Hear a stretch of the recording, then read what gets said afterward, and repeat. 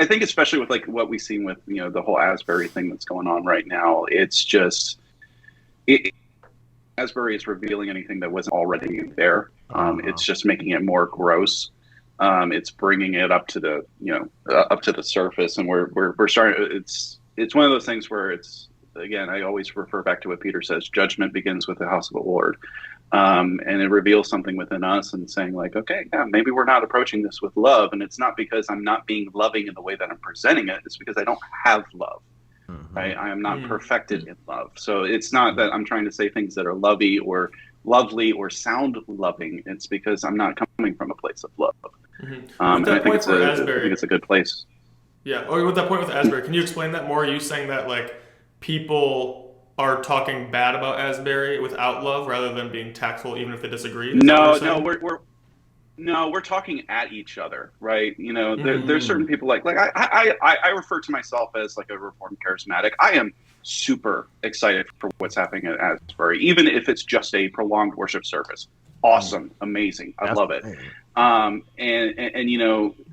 John has made some videos about it. Marcelle just made a video about it. And there are concerns, and we're doing it in love, and we're saying, hey, let's maybe not call it a revival. Let's hey, what exactly is going on there? We're seeing clips. What's going on? Let's try and understand this, because not everything that seems like God is God. Satan does come as an angel of light. We got to discern what is going on.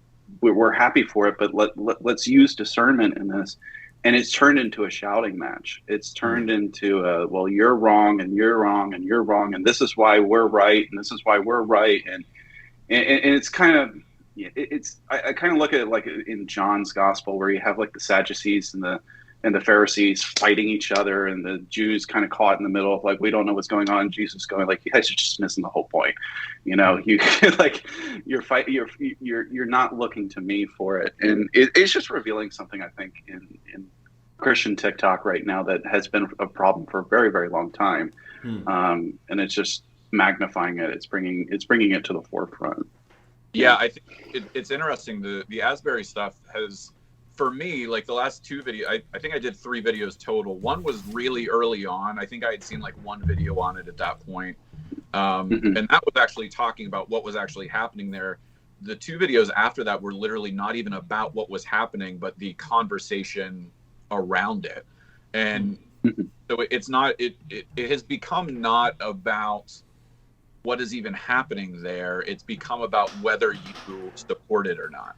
So you have people on one side that are a lot of the people that I've dealt with, that it's like, how dare you even ask a question about this? Like, how dare you question any of it? And then on the other side, it's how dare you support even one aspect of this? Right. And I think, to Robin's point, one thing that it's brought to light is something that the way that the society around us has seeped into the church is that when things like this happen, we view it as there are only 2 sides, and you can only be on one extreme side or the other. Yeah. And so when I get in and say like, hey, let's maybe wait for a little bit and kind of see what happens here. Like, I'm super encouraged by what I've seen, but I have some concerns this way. Then you have people on both sides that are like, how can you say you're encouraged by what you're seeing? And also, how dare you question, this obvious move of God, when I'm really not, and so I'm not picking sides, but because I'm in the middle, I'm automatically on both sides. Yeah. It has been really sad. I mean, it's been really sad to see it. And even people that I thought I kind of had a good handle on and kind of knew pretty well, I've been like, wow, this is really surprising. Like, the way that you're talking about this is really surprising. So, it's been really interesting.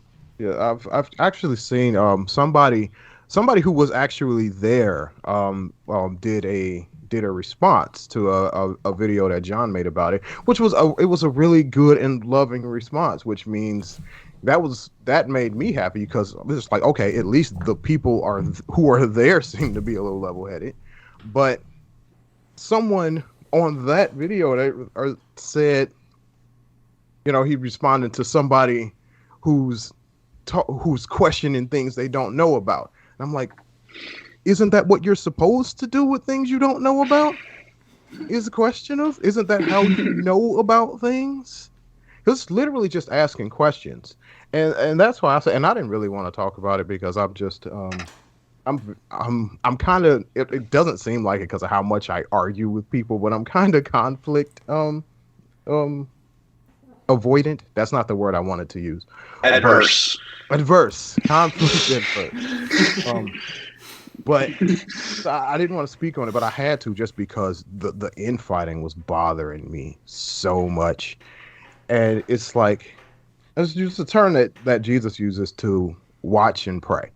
It's like, what's happening there? Is it revival? Is it not revival?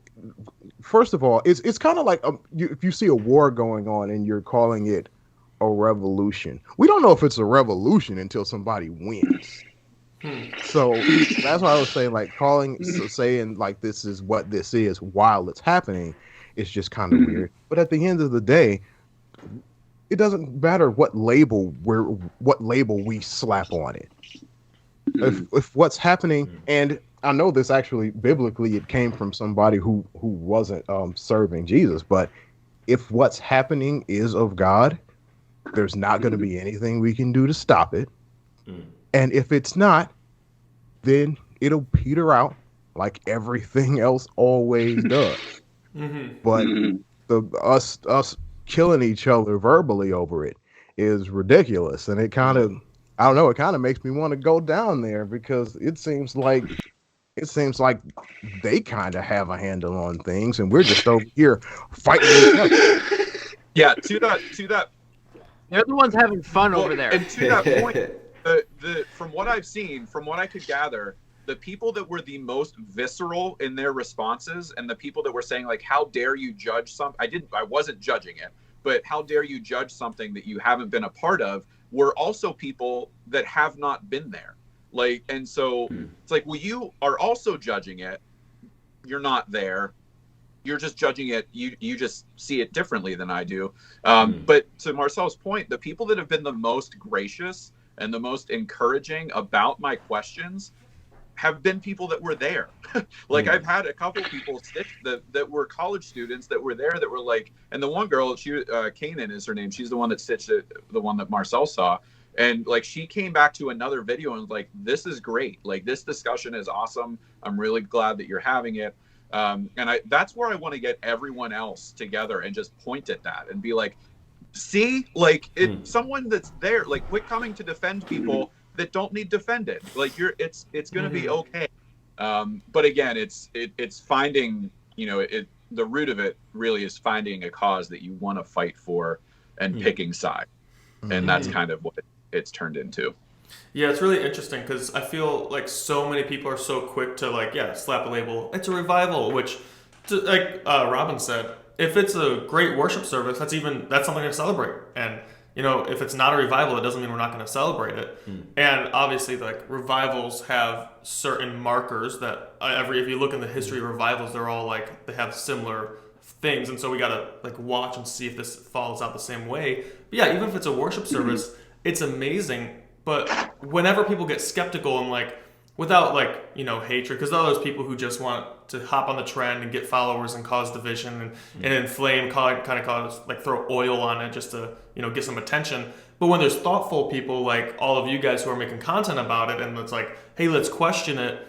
A lot of Christians look at that for some reason as an attack. And it's kind of reflective of our culture of don't say anything offensive or else it's an attack on someone, which isn't true. But we also need to remember as Christians that John says that we need to test every spirit to see if it's from God. And just because we're saying, hey, before we totally say, woo, let's just make sure this is let's analyze it, let's observe it and see what happens. And it's not wrong to test every spirit. That's not a bad thing.